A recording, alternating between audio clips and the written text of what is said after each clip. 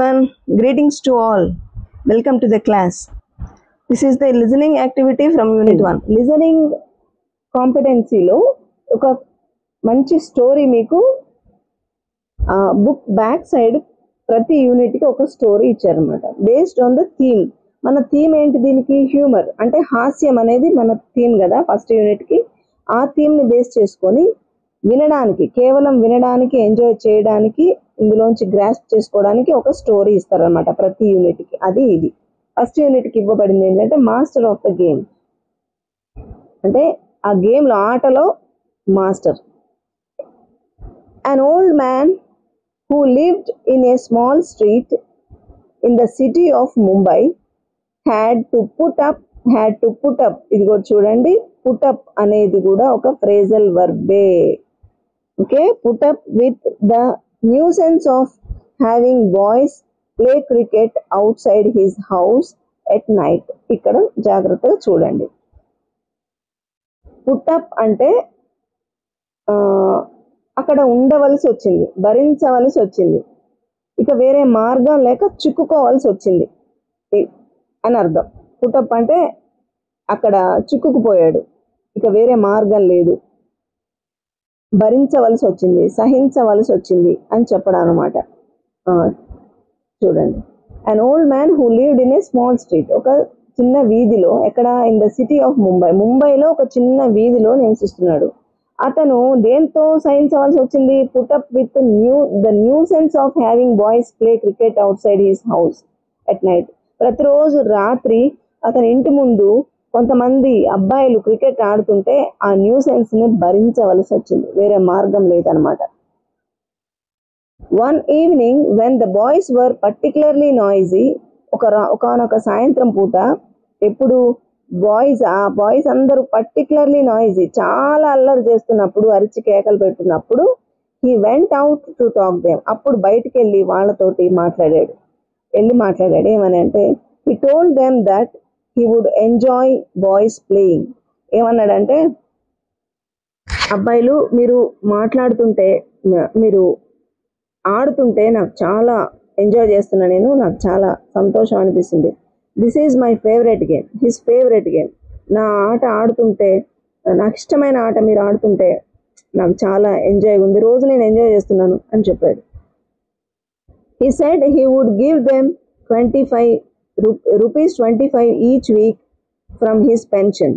ఏమన్నాడంటే, నేను మీకు ఇప్పటి నుంచి ప్రతి వారం నాకు వచ్చే పెన్షన్లో ఒక 25 రూపాయలు ఎవ్రీ వీక్ ఇస్తాను అని చెప్పాడు. To play in the street at night, night పూట మీరు ఆడడానికి నేను ఎవ్రీ వీక్ 25 రూపీస్ ఇస్తానని చెప్పాడు. The boys were thrilled, thrill అయిపోయారు. ఎందుకు అంటే, దే వర్ బీయింగ్ పెయిడ్, వాళ్ళు ఇప్పుడు పే చేయబడుతున్నారు. ఎట్లా? To do something they enjoyed. మనం ఎంజాయ్ చేయడానికి ఆడుతుంటే దానికి కూడా పే చేయబడుతున్నాం, దానికి కూడా మనకు డబ్బులు వస్తున్నాయి అని, ఇంత లక్ ఎక్కడన్నా ఉంటుందా? హౌ లక్కీ వీఆర్ అని అనుకుంటూ ఎంజాయ్ చేశారనమాట, చాలా థ్రిల్ అయిపోయారు. At the end of the first week they knocked at the old man's house and asked to be paid. ఒక వారం అయిపోయిన తర్వాత వాళ్ళు డోర్ని నాక్ చేశారు, అంటే డోర్ని కొట్టడం అనమాట. నాక్ చేసి డబ్బులు పే చేయమని అడిగారు. హీ డిడ్ సో, అతను కూడా అలాగే చేశాడు. వాళ్ళు ఏం అడిగారో అతను అదే చేశాడు. హీ డిడ్ సో అంటే వాళ్ళు ఏం అడిగారో అదే చేశారు. వాళ్ళు డబ్బులు ఇవ్వమన్నారు, అతను ఇచ్చాడు అనమాట. The second week when they asked for payment he said he had run out of money and cent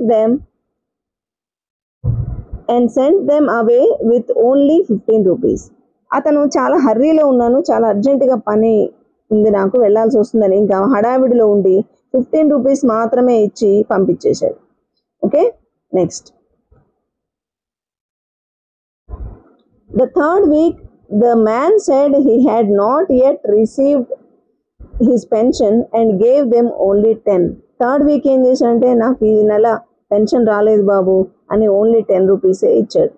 The boys were very disappointed, but there was not much they could do about it. వాళ్ళకి చాలా disappointment అనిపించింది, నిరుత్సాహపడిపోయారు, కానీ వాళ్ళు చేయడానికి ఏం లేదు కదా, అంతకంటే ఏం చేయడానికి లేదు వాళ్ళు. నోరు మూసుకొని ఊరుకున్నారు అంతే. The fourth week, the man said he could not afford to pay them 25 as he had promised. ఇంతకుముందు ఆయన ఎలా అయితే ప్రామిస్ చేశాడో 25 రూపీస్ ఇస్తానని, ఆ ప్రామిస్ని ఇప్పుడు నిలబెట్టుకోలేకపోతున్నాడు. ఇది చాలా ఆయనకి ఎఫోర్డ్ చేయలేకపోతున్నాడు, చాలా కష్టం అయిపోతుంది, ఆ ఖర్చు అతను భరించలేకపోతున్నాను. But would give them 5 rupees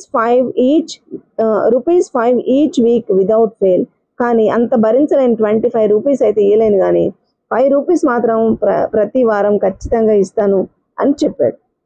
this was unbearable for the boys. అస్సలు భరించలేకపోయారు, ఒళ్ళు మండిపోయింది వాళ్ళకి.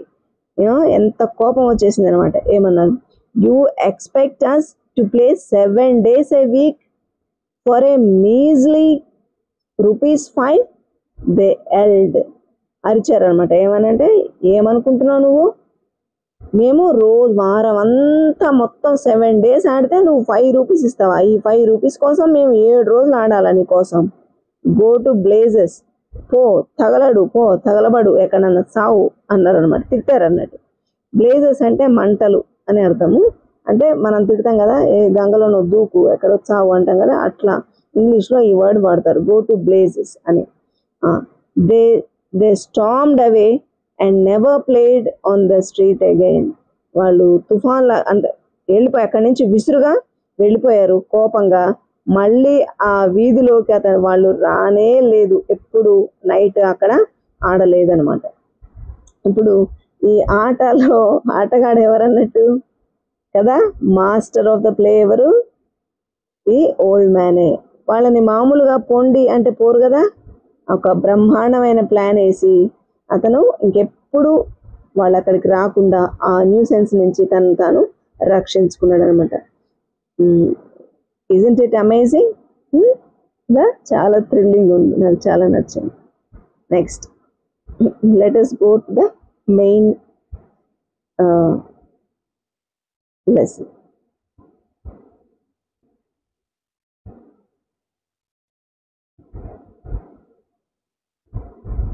ఇది లిసనింగ్ అయిపోయింది. Next we will go for, in the next video we will discuss about this poem. Okay, ఈ పోయం కూడా చాలా బాగుంటుంది, చాలా ఫన్నీగా ఉంటుంది అనమాట. Definitely we will enjoy this. మీకు నా ఎక్స్ప్లెనేషన్ కనుక నచ్చినట్లయితే ఈ వీడియోని లైక్ చేయండి, షేర్ చేయండి.